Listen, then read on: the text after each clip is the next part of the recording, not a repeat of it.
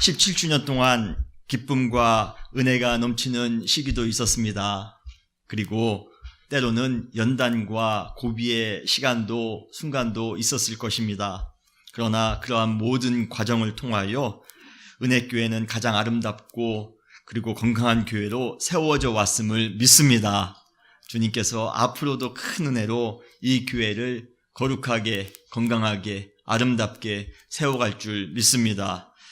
그뿐 아니라 더불어 제가 이 교회에 온 지도 정확하게 오늘이 1년째 되는 날입니다. 여러분 엊그저께 오신 줄 알았죠? 1년이란 세월이 이렇게 빨리 흘러가네요. 작년에 창립예배 16주년 창립예배 때 제가 처음으로 우리 아유와 은혜교회 부임해서 첫 설교를 한 것이 바로 엊그제 같은데 벌써 1년이라는 시간이 지났습니다. 제가 지지난주에 시카고에 가서 목사님들을 만나서 목사님들하고 같이 교제를 하는데 목사님들이 나영호 목사님 아유와 은혜교회 가신 지 얼마큼 되셨죠?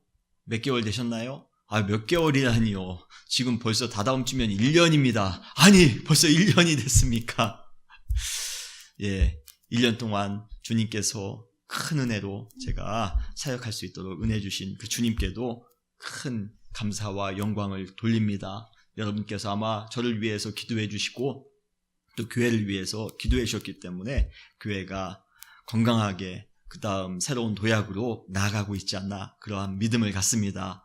우리 은혜교회를 통해서 하나님께서는 큰 기적과 크신 능력을 이루실 줄 믿습니다. 제가 작년 여름에 은혜교회에 처음 와서 했던 설교를 여러분 기억하시는지 모르겠습니다. 예, 당연히 기억 안 하시죠? 예, 지난주 설교도 기억할까 말까인데 1년 4개월 전 설교를 우리가 어떻게 기억할 수 있습니까? 예, 죄송합니다.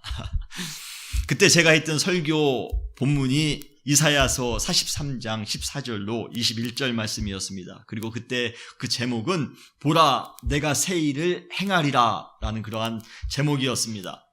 그때 제가 그러한 말씀을 드렸습니다. 지금까지 수년 동안 주님께서 은혜교회에 큰 일을 행하셨지만 앞으로 더 큰 일, 앞으로 우리의 상상을 뛰어넘는 새 일을 주님께서는 이 은혜교회를 통하여 또 한 번 또다시 행하실 것입니다.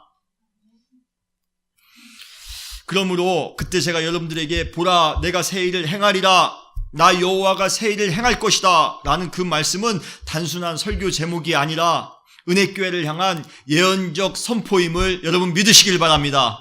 저는 그 말씀 그대로 될 것이라 믿습니다. 한치의 의심도 없습니다. 우리 은혜교회를 통해서 하나님께서 준비해 놓으신 새 일이 있습니다. 지금까지도 큰 은혜로 함께 하셨지만 앞으로 새로운 17년 아니 새로운 그러한 30년 제너레이션 여러분 기대하셔도 좋습니다. 하나님께서 더 큰 새 일로 우리 은혜교회 가운데 충만케 채워질 줄 여러분 믿으시길 바랍니다. 그리고 제가 작년 창립예배 때 은혜교회와 첫 설교를 했는데 그때 설교 제목이 바로 산 위의 동네였습니다. 마태복음 5장 14절에 보면 이러한 구절이 있습니다. 너희는 세상의 빛이라 산 위에 있는 동네가 너희는 세상의 빛이라 산 위에 있는 동네가 숨겨지지 못할 것이요 어둠이 가득한 곳일수록 빛의 존재는 더욱더 두드러질 수밖에 없습니다. 칠흑 같은 어둠 속에서도 아무것도 보이는 어둠 속에서도 빛이 있는 동네는 빛이 빛나는 동네는 아무리 외진 곳에 있다 할지라도 아무리 산속 깊은 곳에 있다 할지라도 결코 감추어질 수 없습니다. 여러분 믿으십니까? 은혜교회가 아무리 산 위에 있는 동네라 할지라도 우리 은혜교회에 빛이 있다라면 우리 은혜교회가 이 세상을 향하여 빛을 비춘다라면 우리 은혜교회는 절대로 감추어질 수 없습니다. 이 세상 속에서 어두운 이 시대 속에서 우리 교회는 결코 숨겨질 수 없습니다. 항상 우리 은혜교회의 거룩한 존재감을 드러낼 것이라 저는 믿습니다. 이렇듯 우리 은혜교회는 세상에 빛을 비추는 교회입니다. 우리 은혜교회는 하나님의 새 일이 앞으로 크게 이루어질 그러한 교회입니다. 이것은 여러분 그냥 듣기 좋으라고 립서비스로 그냥 말씀드리는 것이 아닙니다. 이것은 우리 은혜교회의 현실이며 실제입니다. 저는 확신합니다. 그러한 은혜교회의 모습을 하나님께서 큰 일을 이루시는, 새 일을 이루시는 그 은혜교회의 모습을 제 영 가운데 그리고 있노라면, 우리 은혜교회가 세상의 빛으로 이 아이와 지역을 비추고 있는 그 장면을, 거룩한 빛으로, 은혜의 빛으로 비추고 있는 그 장면을 제 마음 가운데 그리고 있노라면 제 마음이 뜨겁게 벅차오르곤 합니다. 마음이 뜨거워집니다. 한 주간도 17주년 우리 은혜교회 창립예배 설교를 준비하면서 과거의 그러한 설교들을 기억하면서 얼마나 마음이 떨렸는지 모릅니다. 얼마나 마음이 뜨거웠는지 모릅니다. 주님께서 분명히 우리 은혜교회를 통하여 그러한 아름다운 일, 복된 일을 행하실 것이야. 그러면서 마음 가운데 그 모습을 그리는데, 그 비전을 상상하는데 얼마나 마음이 뜨거웠는지 모릅니다. 그런데 이제부터가 중요합니다. 바로 창립 17주년을 맞이하여 우리 모두가 그러한 교회를 이루기 위해 알맞은 영적 자세와 품위를 가져야 합니다. 저 혼자만 그러한 마음을 가져서는 안 됩니다. 우리 사랑하는 모든 성도님들이 그러한 영적 자세와 그러한 영적 태도와 그러한 품위를 가지고 하루하루 거룩한 신앙인의 모습으로 살아갈 때 그러한 교회가 될 줄 믿습니다.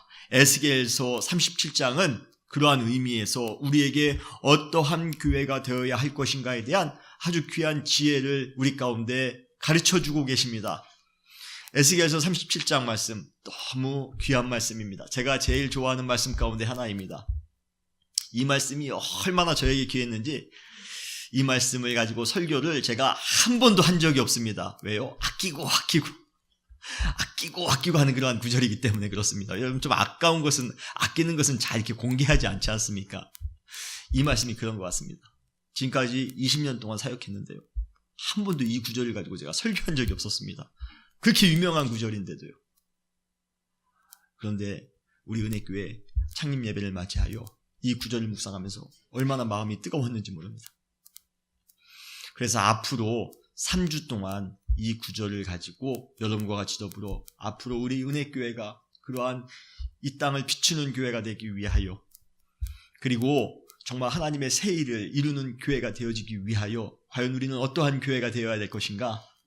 오늘 말씀을 통하여 함께 나누며 은혜 받으시기를 주님의 이름으로 축원합니다. 첫 번째, 우리는 어떠한 교회가 되어야 합니까? 첫 번째로 사명으로 나아가는 교회가 되어야 합니다. 다시 따라 하시겠습니다. 사명으로, 한번 크게 한번 따라 하실까요? 사명으로 나아가는 교회가 되자. 은혜교회가 하나님의 새 일을 경험하기 위해서, 그리고 빛의 사명을 감당하기 위해서 우리는 먼저 사명의 자리로 나아가야 됩니다. 사명의 땅으로 나아가야 됩니다. 그런데 여기에는 사명에 관한 한 가지 중요한 원칙이 있습니다. 그 원칙은 무엇입니까? 사명의 자리는, 사명의 땅은 내가 원하는 곳, 내가 가기를 원하는 곳이 아니라 주님께서 나를 보내시는 곳이라는 것입니다. 여러분 믿으십니까? 오늘 1절에 보면 이렇게 시작합니다. 여호와께서 권능으로 내게 임재하시고 라고 말씀하십니다. 이 구절을 읽을 때 느껴지는 뉘앙스는 주님께서 크신 능력을 에스겔에게 부어주시나 보다. 그래서 에스겔이 그러한 큰 은혜, 큰 능력을 가지고 지금 살 수 있나 보다. 우리는 그러한 느낌을 이 구절을 읽으면서 우리는 느낄 수가 있습니다. 그런데 사실 우리는 이 권능이라는 표현을 좀 한번 생각해 볼 필요가 있습니다. 이 구절에 나오는 권능에 해당되는 히브리어는 야드라는 그러한 히브리어입니다. 야드는 사실 손이라는 그러한 뜻을 가지고 있습니다. 일체적인 의미가 손입니다.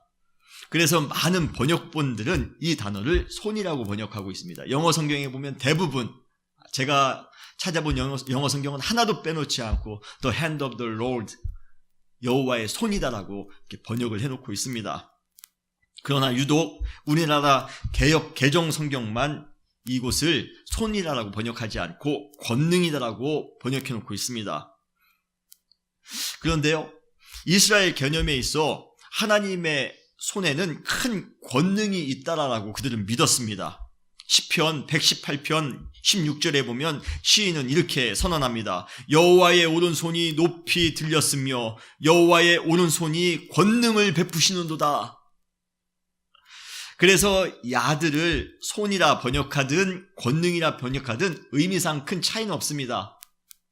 우리나라 성경이 잘못됐다 그런 건 아닙니다. 그러나 개인적으로 손으로 번역하면 1절을 좀 더 생생하게 우리는 상상할 수가 있습니다. 이것입니다. 여호와의 손이 지금 에스겔에게 임했습니다. 그리고 그를 데리고 어디론가 지금 인도에 가고 있는 중입니다. 마치 부모가 자녀의 손을 잡고 어디론가 가는 모습을 연상하도록 합니다. 사랑하는 성도 여러분, 사명의 땅은 내가 가지고 있는 지식이나 정보, 경험으로 가는 곳이 아닙니다. 내가 마음에 하기를 원하는 곳, 그것도 아닙니다. 사명의 땅은 하나님의 손이 우리를 인도해 주실 때 갈 수 있는 곳임을 여러분 믿으시기를 바랍니다. 우리 은혜교회 사명도 마찬가지입니다. 우리 은혜교회가 앞으로 나아가야 될 방향은 어떤 힘 있는 사람이, 어떤 돈 있는 사람이, 어떤 인기 있는 사람의 몇 사람에 의해서 정해질 수 있는 것이 아닙니다. 조직이나 회의를 통해서 정해질 수 있는 것도 아닙니다. 제가 사역자지만 제가 스스로 정할 수 있는 것도 아닙니다. 오직 주님의 손이 우리 은혜교회를 인도할 때 우리는 사명의 땅으로 갈 수 있음을 여러분 믿으시기를 바랍니다. 사명은 내가 정하는 것이 아닙니다. 사명은 인간이 정하는 것이 아닙니다. 사명은 주님께서 정하시는 것입니다. 사명은 내 뜻을 이루는 장소가 아닙니다. 사명은 하나님의 뜻이 이루어지는 장소임을 여러분 믿으시기를 바랍니다. 하나님께서 그 권능의 손으로 우리를 데리시고 사명의 땅으로 인도해 가십니다. 그렇다면 지금 주님께서 에스겔의 손을 잡고 어디로 그를 데려가신 것입니까? 좋은 돈을 많이 벌 수 있는 곳일까요? 인기를 많이 누릴 수 있는 곳일까요? 화려한 곳일까요? 대도시일까요? 어디로 주님께서는 이 에스겔을 데리고 가시는 겁니까? 바로 골짜기입니다. 골짜기 한가운데로 하나님께서는 에스겔을 인도하십니다. 사실 성경에서 골짜기라고 하면 좋은 장소가 아닐 가능성이 매우 높습니다. 골짜기라고 할 때 여러분 제일 먼저 생각나는 성경 구절이 뭐죠? 시편 23편이지 않습니까? 사망의 음침한 골짜기. 그리고 이스라엘 사람들에게 있어서 죽음을 은유하는 그러한 표현이 있습니다. 자주 사용하는 표현인데요. 그것은 탐욕으로 이스라엘 전체에게 엄청난 큰 손해를 끼쳤던 그 아간이라는 사람이 있습니다. 이 아간이라는 사람을 처단했던 그러한 장소, 그 장소가 어디죠? 아골 골짜기. 그것이 나중에 어떠한 골짜기가 됩니까? 흰놈의 골짜기가 됩니다. 바로 죽음을 의미하는 골짜기입니다. 시편 84편에 신앙의 순례를, 신앙의 여정을 뭐라 표현하고 있습니까? 눈물의 골짜기. 성경에서 나오는 골짜기는 좋은 골짜기가 별로 없습니다. 한마디로 말해 골짜기는 별로 달가운 곳이 아닙니다. 에스겔이 기대를 가지고 지금 여호와의 손에 이끌려 지금 걸어가고 있습니다. 이분이 나를 어디로 인도하실까? 아마 찬송가도 불렀을 거예요. 어린아이 같은 우리, 미련하고 약하나 주의 손에 이끌려 생명길로 가겠네. 한 걸음 한 걸음 주 예수와 함께 한 걸음 한 걸음 날마다 걷겠네. 이 주님이 나를 얼마나 좋은 곳으로 인도하실까? 나를 어떻게 형통한 길로 인도하실까? 생명길로 인도하실까? 그런데 도착지에 와보니 골짜기였습니다. 도착지에 와보니 골짜기였습니다. 저는 그때 그 골짜기를 바라보면서 당황했을 그 에스겔의 표정이 지금 제 눈에 선합니다. 충분히 상상할 수 있습니다.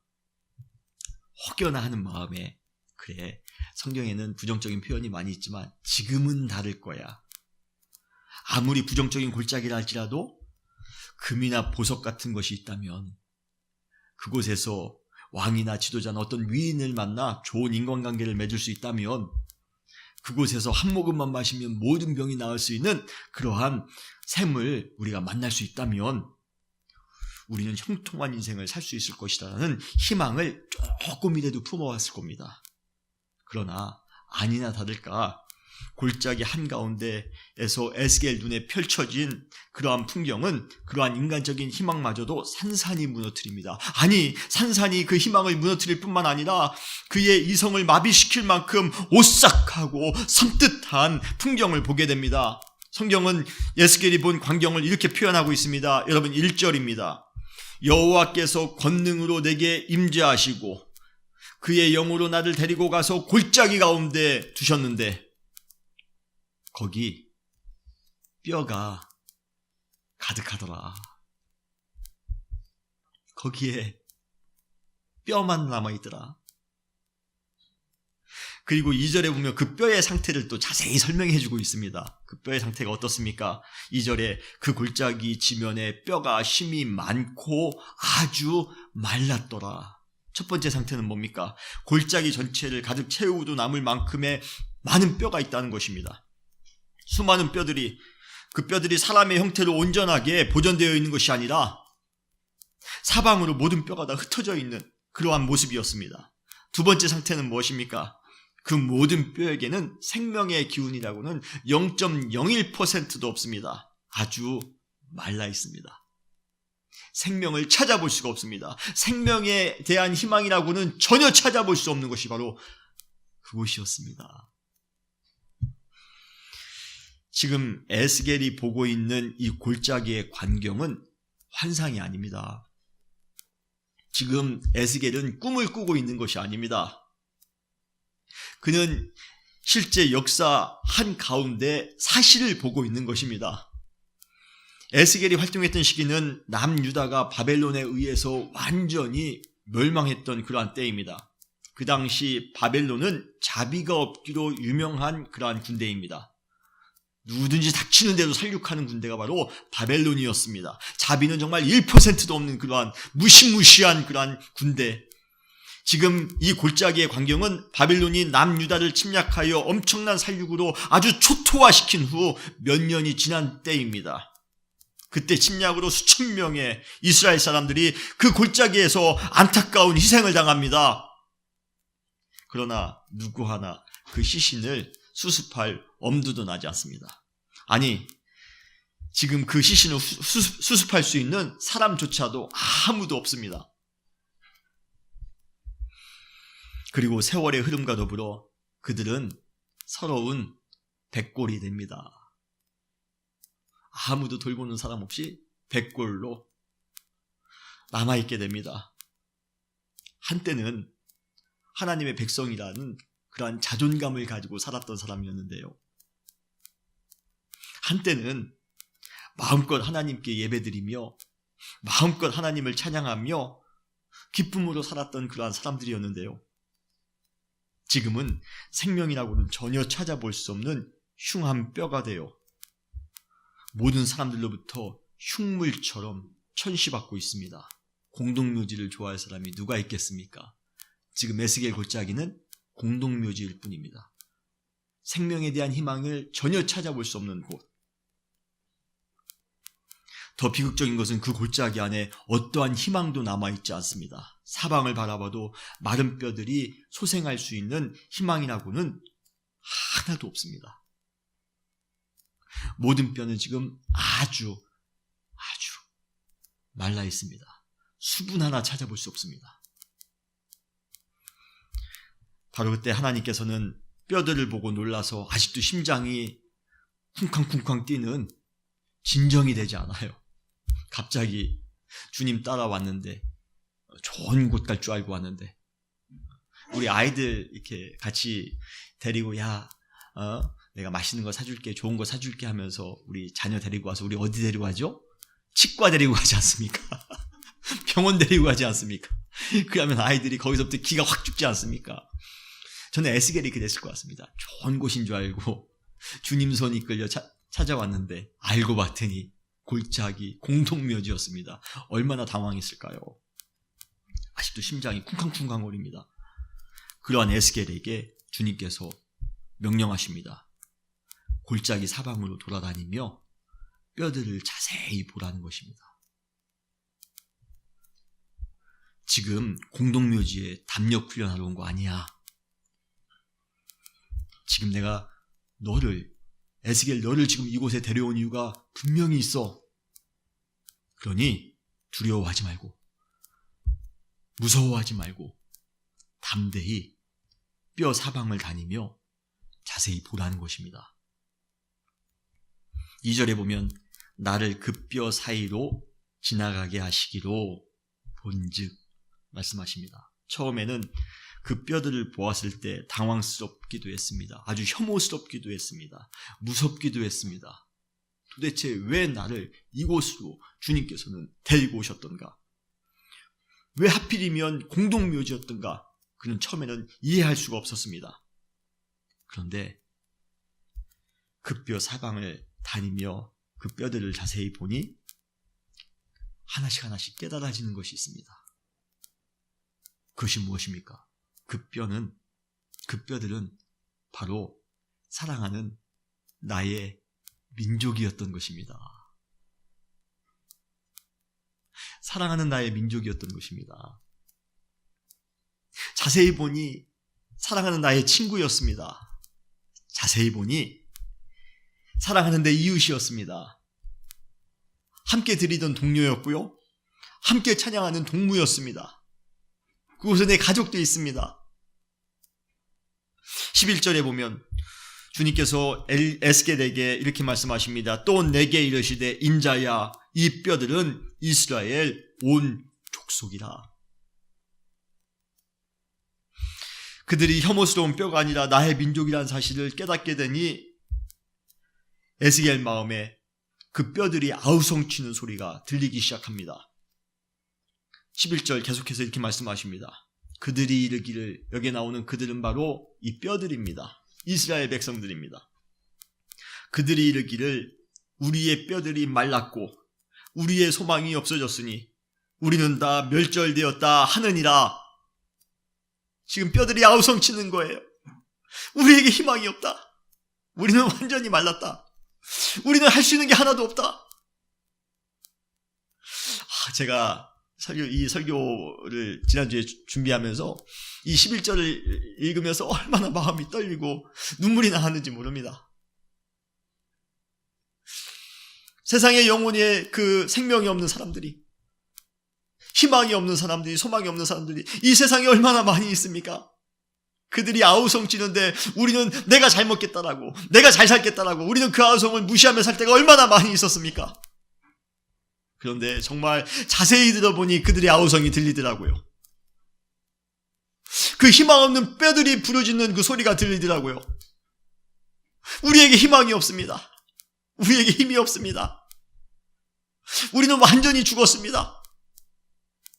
우리는 완전히 멸절되었습니다. 에스겔도 희망이 없다는 그 뼈들의 울부짖는 소리를 들을 때 분명히 마음이 찢어질 듯 아팠을 것입니다. 그 마음이 어제는 느껴지더라고요. 그러면서 그는 소망 없는 민족을 향해 무엇을 해야 될 것인가에 대한 뜨거운 열정이 마음속에서부터 치솟아오르는 것을 느꼈습니다. 희망이 전혀 없는 뼈조각 신세로 전락한 우리 민족이 다시 회복할 수 있도록 내가 할 수 있는 최선은 무엇인가? 내가 그들을 위해서 최선을 다해야 될 뜻인데, 그런 마음을 먹는 순간 바로 마른 뼈로 가득한 골짜기 한가운데에서 자신의 사명을 발견하게 된 순간이었습니다. 골짜기에서 수많은 마른 뼈가 보이는 그 골짜기에서 사명을 발견합니다. 내가 무엇을 해야 될 것인가를 발견합니다. 내가 잘 맞고 잘 살아야지. 우리 가족만 잘 돼야지. 다른 사람이 공동묘지에 누워있든 말든 상관없어. 나는 지금 살아있으니까. 우리 가족은 지금 온전히 살아있으니까 I don't care. 그런데 주님께서 그곳을 인도해 주셨는데요. 그 골짜기에서 마른 뼈를 보는 순간 내가 이렇게 살아서는 안 되는구나. 내가 진정한 사명의 자리로 나아가야 되는 것이구나. 나 혼자만 잘 되는 것으로 이게 잘 사는 것이 아니었구나. 내가 우리 민족을 위하여, 내가 지금 희망이 없는 사람들을 위하여, 내가 아픔을 당하고 있는 사람들을 향하여 내가 어떻게 살아가야 될 것인가. 지금 에스겔은 사명을 발견하기 시작합니다. 우리는 이러한 에스겔 이 이야기를 통하여, 말씀을 통하여 사명에 관한 중요한 사실을 배울 수가 있습니다. 첫 번째는 무엇입니까? 우리의 사명은 내가 원하는 조건과 거리가 먼 골짜기일 수도 있다는 것입니다. 우리의 사명 역시 골짜기일 수 있다는 것입니다. 그것도 우리의 목을 축일 수 있는 셈이 있는 곳도 아니고 우리가 바라는 방식대로의 삶이 보장된 곳이 아닐 수도 있습니다. 주님께서 예배해 주신 사명의 땅에 선 순간 우리도 에스겔과 똑같이 처음에는 당황할 수도 있습니다. 제가 미국에 유학을 왔을 때 공부 빨리 마치고 좀 잘 나가는 교회에 나가서 좀 멋있게 사역해야지 하는 마음을 가지고 있었습니다. 그래서 유학 오는 거 아니겠습니까? 그래서 공부도 열심히 했습니다. 다른 목사님들보다도 좀 더 많은 스펙을 갖춰야지, 좋은 점을 갖춰야지. 그래도 좀 유학했다면 좀 다르게 보니까 열심히 유학해서 한국 가서 그 명함 가지고 좋은 교회에서 좀 멋있게 폼나게 사역해야지. 여러분, 이것이 제가 가지고 있었던 사명이었습니다. 그런데 어느 날 주님께서 저를 인도해 주셨습니다. 정말 제가 원하지 않는 곳으로 인도해 주셨습니다. 주님의 손은 저와 제 가족을 아무도 아는 사람이 없는 땅, 재정적인 도움이 전혀 마련되어 있지 않은 땅, 모든 것이 다 불안전합니다. 모든 것이 다 불확실했던 곳으로 인도해 주셨습니다. 애틀란타 땅에 처음 도착한 그날을 저는 잊을 수가 없습니다. 정말 당황스러웠습니다. 저는 에스겔의 골짜기에서 에스겔 마음을 제가 그래서 이해할 수가 있는 것입니다. 야, 참 당황스러웠겠다.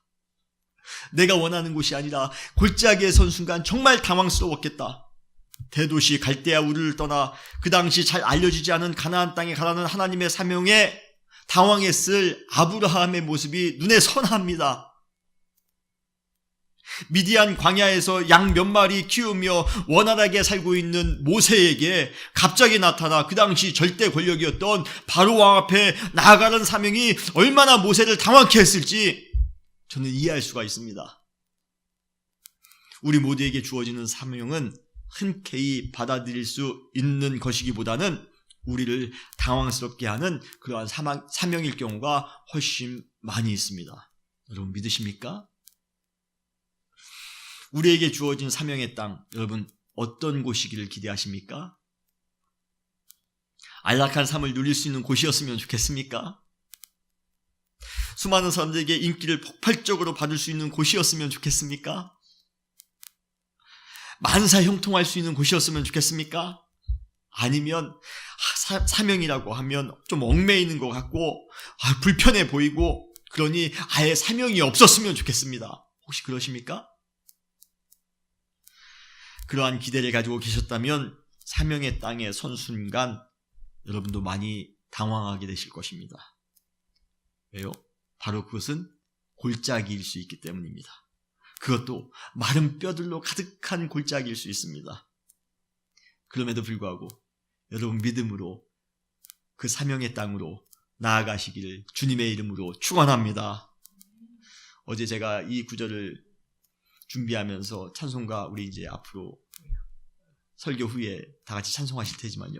323장을 혼자 조용히 불러봤습니다. 아골골짝 빈들에도 복음 들고 가오리다. 소돔 같은 거리에도 사랑 안고 찾아가서 종의 몸에 지닌 것도 아낌없이 드리리다. 종의 몸에 지닌 것도 아낌없이 드리리다. 여러분, 우리의 사명이 골짜기에 있다 할지라도, 우리의 사명이 공동묘지라 할지라도, 우리의 사명이 우리의 바라는 것과 전혀 일치하지 않는다 할지라도 그래도 그 사명의 땅으로 나아가시는 여러분 되시기를 주님의 이름으로 축원합니다. 그렇다면 왜 우리는 그곳으로 가야 합니까? 그 답도 우리는 에스겔을 통해서 찾을 수가 있습니다. 바로 그곳이 우리를 필요로 하기 때문입니다. 우리가 그곳에 지금 가장 필요하기 때문입니다. 주님께서 우리를 사명의 자리로 인도하실 때는 그곳이 우리에게 반드시 필요하기 때문임을 여러분 믿으시기를 바랍니다. 에스겔이 처음에는 뼈들로 가득한 골짜기로 온 것이 이해가 되지 않았습니다. 그러나 그 뼈 사이를 사방을 거닐다 보니 자신이 그곳에 온 이유를 발견하게 됩니다. 생명과 희망이 사라진 곳에 생명과 희망을 불어넣을 사람이 자신밖에 없다는 사실을 알게 된 것입니다. 마른 뼈 골짜기에서 에스겔은 반드시 필요한 존재였습니다. 에스겔 골짜기에 에스겔은 반드시 있어야 됩니다. 주님께서 우리를 인도해 주시는 곳이 골짜기라 할지라도, 우리가 원하지 않는 상황이 주변에 널려 있다 할지라도 여러분 그러한 것을 부정적으로 바라보지 마시기 바랍니다. 믿음의 눈을 들어 바라보시기를 바랍니다. 그러면 왜 그곳이 내가 필요한 곳인지 그것을 발견하게 될 것입니다. 여러분 주일학교실을 바라보시기 바라요. 그러면 왜 내가 거기에 필요한지를 발견하게 될 것입니다. 여러분 교회 마당을 한번 자세히 살펴보세요. 그러면 그곳에 왜 내가 필요한지를 발견하게 될 것입니다. 교회 구석구석을 자세히 살펴보시기 바랍니다. 그러면 그곳에 왜 내가 필요한지를 여러분들은 발견하게 되실 것이에요. 옛날에 제가 들은 이야기입니다. 어떤 목사님으로부터 제가 들은 이야기인데요. 그 목사님 교회에 어떤 나이가 지긋하신 집사님이 계셨답니다. 은퇴하신 지 얼마 안 되는 집사님이시랍니다. 그분이 항상 이제 은퇴하고 내가 무엇하며 살아야 되나 매번 교회에 와서 불평하고 힘들게 했던 분이시랍니다.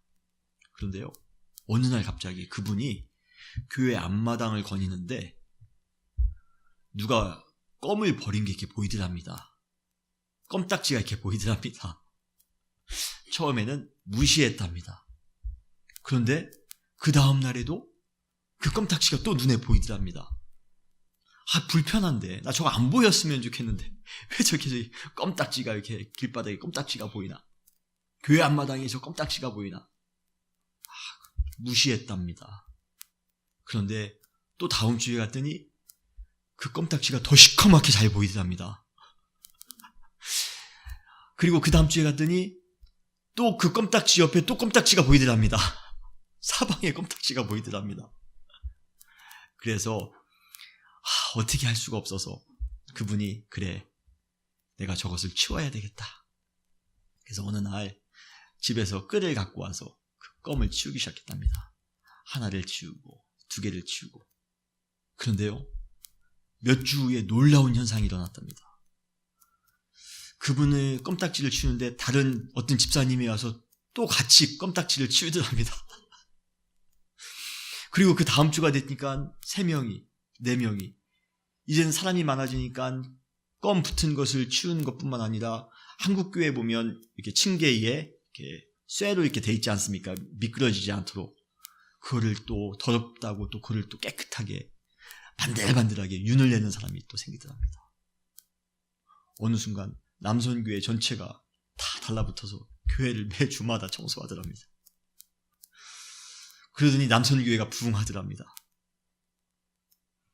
한 사람이 껌을 보면서 시작한 것이었는데 그것을 자세히 보니 그곳에 사명이 있었습니다. 그것을 치울 때는 의미를 알지 못했지만 하나하나 치우면서 그것이 남선교회의 부흥과 연결되었다라고 그 목사님이 간증하신 것을 제가 들었습니다. 여러분 자세히 보세요. 자세히 보시면 내가 왜 필요한지, 그곳에 내가 필요한 이유가 여러분들 보이게 될 것입니다. 깨닫게 되실 것입니다. 여러분 이 지역에 있는 노숙자들을 한번 자세히 살펴보시기 바랍니다. 그러면 내가 왜 그들에게 필요한지를 발견하게 되실 것입니다. 여러분 이 땅에 있는 장애인들을 자세히 살펴보시기 바랍니다. 그러면 내가 왜 그들에게 필요한지를 우리는 깨닫게 되실 것입니다. 어느 날 주님께서 이 세상에 교육을 제대로 받지 못하거나 의료 혜택을 받지 못하는 아이들을 보여주실 때가, 여러분 마음에 보여주실 때가 있습니다. 그러면 그 아이들을 무시하지 마시고 한번 자세히 살펴보시기를 바랍니다. 그러면 왜 내가 그들에게 필요한지를 발견하게 될 것입니다. 여러분 아유아에 있는 이 아유아 한인 공동체를 여러분 유심히 살펴보시기 바랍니다. 그러면 왜 내가 아유아 그들에게 필요한 존재인지를 여러분 깨닫게 될 것입니다. 주님께서 어느 순간 우리의 마음의 문을 열어 새로운 것을 보여주실 때가 있습니다. 새로운 것을 느끼게 하실 때가 있습니다. 그러면요, 그것을 불편하게 생각하지 마시기 바랍니다. 무시하려고 하지 마시기 바랍니다. 미루려고 하지 마시기 바랍니다. 자세히 살펴보시기 바랍니다. 사망의 음침한 골짜기다 할지라도 여러분 깊이 묵상하며 바라보시길 바랍니다. 그때 비로소 주님께서 주시는 사명을 여러분 마음 가운데 발견하게 되실 것입니다. 제가 개인적으로 새벽마다 나와서 기도하는 기도의 제목이 있습니다. 바로 주님, 은혜교회 사랑하는 성도님들 한 분 한 분의 마음을 다 열어주셔서 우리 각자에게 주어진 한 사람 한 사람, 한 분 한 분에게 주어진 그 사명을 발견할 수 있도록 은혜를 주시옵소서. 여러분 마음이 좀 한동안 뜨겁지 않으셨습니까? 제가 그렇게 기도했는데 여러분 한 분 한 분 주님의 사명을 발견하시는 여러분 되시기를 주님의 이름으로 축원합니다. 사명으로 나아갈 때 그때 건강한 교회가 될 수 있습니다. 건강한 가정이 될 수가 있습니다. 이 시대를 가치 있게 하는 그러한 성도님들이 되실 수 있습니다. 처음 말씀드린 대로 주님께서 은혜교회 안에 새 일을 행하실 줄 믿습니다. 그리고 세상의 빛으로 이 교회를 빛나게 세우실 줄 믿습니다. 그런데 그러한 강력한 믿음의 역사는 저절로 되는 것이 아닙니다.